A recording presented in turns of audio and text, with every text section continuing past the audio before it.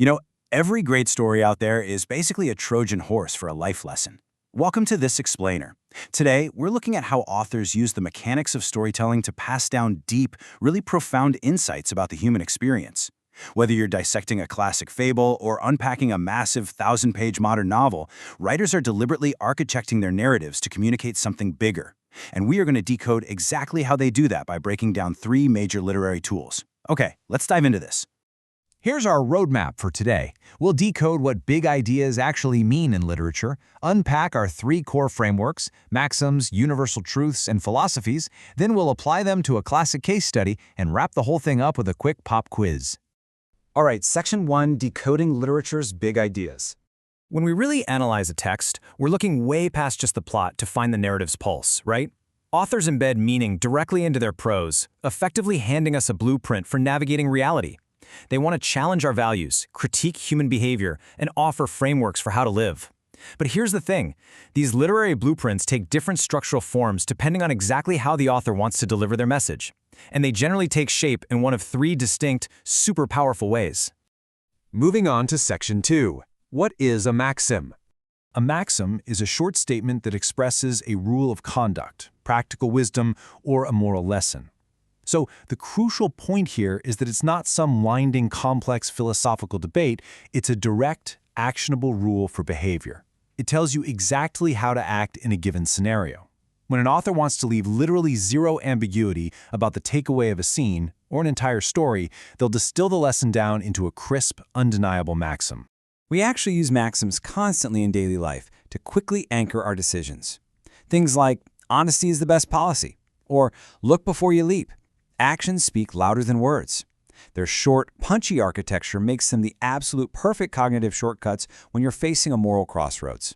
They act as immediate, practical advice that just bypasses all that complex reasoning. And fables? They are the ultimate delivery systems for maxims.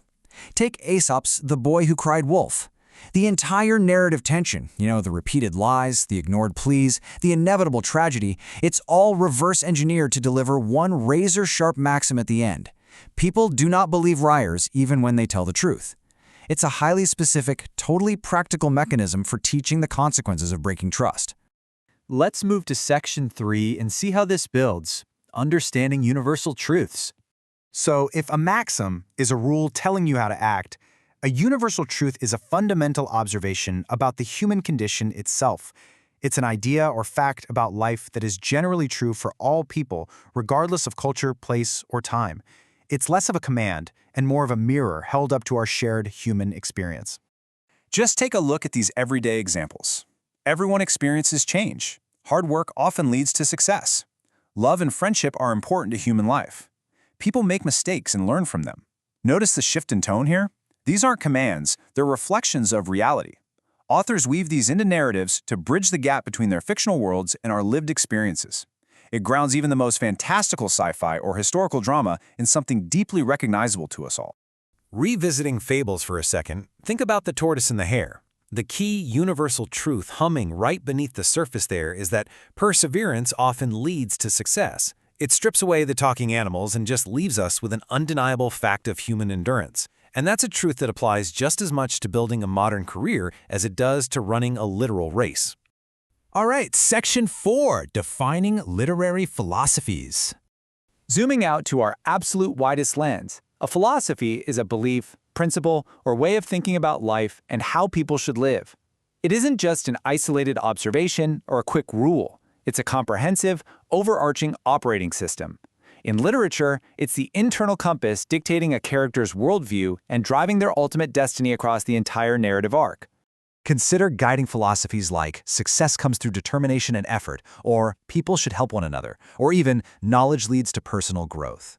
When an author installs one of these belief systems into a protagonist, it actively shapes every single major conflict and resolution in the story.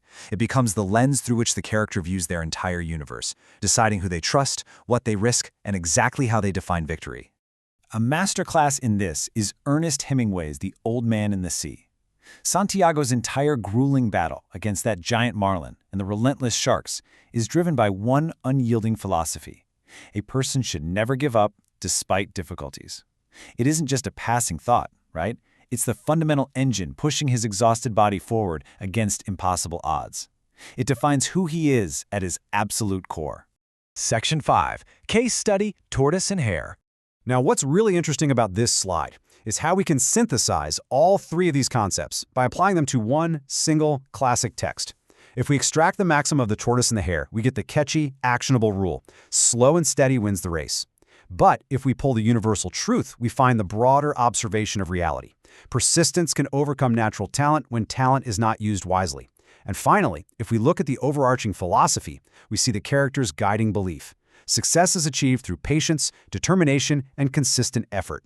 This perfectly illustrates the nuance, the snappy rule, the undeniable fact, and the guiding operating system, all layered beautifully within the exact same story. And that brings us to Section 6. Pop quiz. Test your knowledge. All right, let's put these distinctions to the test with a quick knowledge check. First up, what exactly is a maxim? Is it A, a setting in a story?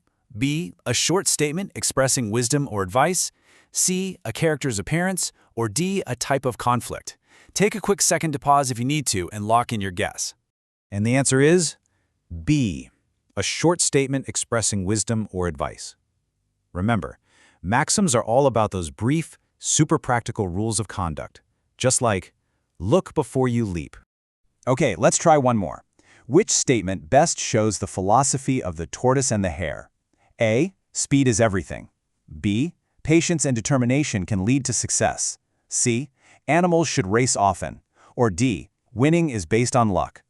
Think back to our case study table and that specific definition of a guiding, comprehensive belief system. If you chose B, you are absolutely correct. Patience and determination can lead to success.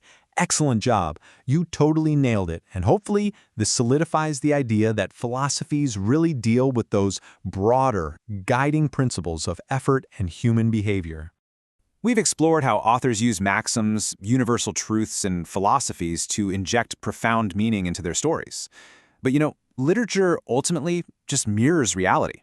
So, as we wrap up this explainer, I really want to leave you with this thought. What maxims currently guide your daily life? And when the final page is turned, what personal philosophy do you hope your own life story illustrates to others? Keep analyzing, keep questioning, and I'll catch you in the next explainer.